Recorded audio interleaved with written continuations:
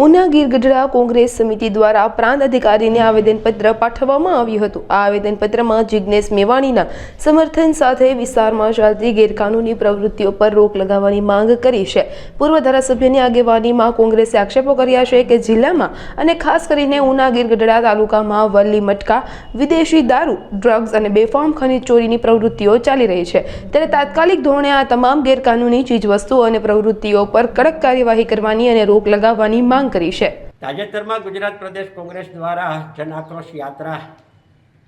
કાઢવામાં આવી છે। લોકોના પ્રશ્નોને, લોકોની મુશ્કેલીઓને વાચા આપવા માટે અને ખાસ કરીને ખેડૂતોને પડતી મુશ્કેલીઓને મદદરૂપ થવા માટે કોંગ્રેસ જે છે એ યાત્રાના માધ્યમ દ્વારા ખેડૂતો સુધી પહોંચવા માટેનું કામ કર્યું। આ યાત્રા દરમિયાન થરાદની અંદર એક પરામાં શિવનગર પરામાંથી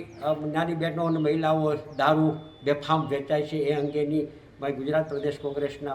વર્કિંગ પ્રેસિડેન્ટ અને ધારાસભ્ય જિગ્નેશભાઈને રજૂઆત કરી। જિગ્નેશભાઈ એ રજૂઆતને ધ્યાનમાં રાખીને એસપી કચેરીએ ગયા અને જિગ્નેશભાઈ દ્વારા જે આક્રોશ સાથે જે વાસ્તવિકતા હતી ગુજરાતની અંદર, ગાંધીના ગુજરાતમાં દારૂબંધી હોવા છતાં બેફામ વિના બે રોકટોક પોલીસની ભાગીદારી અને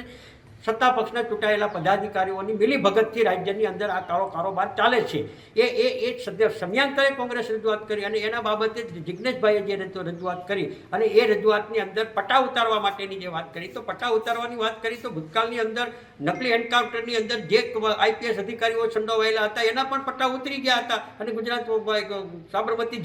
જેલ ભોગવવા ગયા હતા। આ વાસ્તવિક છે। એટલે પટ્ટા ઉતારવાની જે વાત કરી અને એની સામે રાજ્યના ગૃહમંત્રીએ જે નિવેદન આપ્યું અને જિગ્નેશભાઈના સંસ્કારો માટેની જે વાત કરી, ગુજરાતના ડીજીપીએ નિવેદન આપીને પોલીસ ડિપાર્ટમેન્ટ માટે વાત કરી છે અને જે વાત કરી છે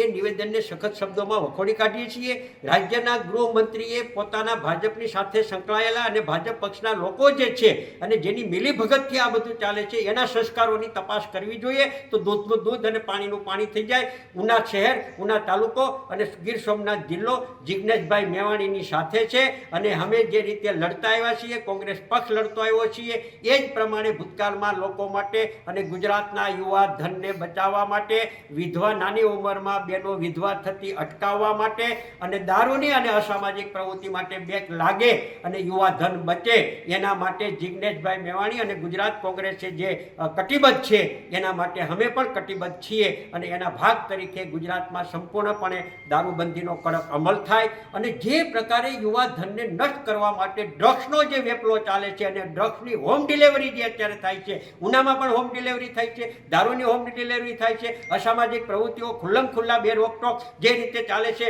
ઉનાના ધારાસભ્ય દારૂની ધંધાની અંદર ભાગીદાર છે એવો કુટલે કાગળ લખે છે, પોતાની એક ક્લિપ વાયરલ થઈ છે કે હું 30 વર્ષથી ક્રાઇમની સાથે જોડાયેલો છું, અમારો ક્રાઇમ છે એ દેખાય નહીં અને બીજા ક્રાઇમ કરે એનો દેખાય। આ પ્રકારના જે નિવેદનો છે તો હું ગુજરાતના નાયબ મુખ્યમંત્રી ગૃહને પણ આપની ચેનલના માધ્યમ દ્વારા કહેવું જોઈએ કે તમે જે સંસ્કારોની જે વાત કરી છે તો ઉનાના ધારાસભ્યના, તમારા પોતાના પક્ષના ચૂંટાયેલા ધારાસભ્ય છે એના સંસ્કારોની પણ તમે તપાસ કરો। અમે આ બધીઓ સામે લડવાના છીએ, લડતા રહેશું અને યુવા ધનને અને બહેનોને બચાવવા માટે ઉના કોંગ્રેસ, ગીર ગઢડા કોંગ્રેસ સતત ભૂતકાળમાં કામગીરી કરતી આવી છે અને આવનારા દિવસોમાં કરતા રહેશું।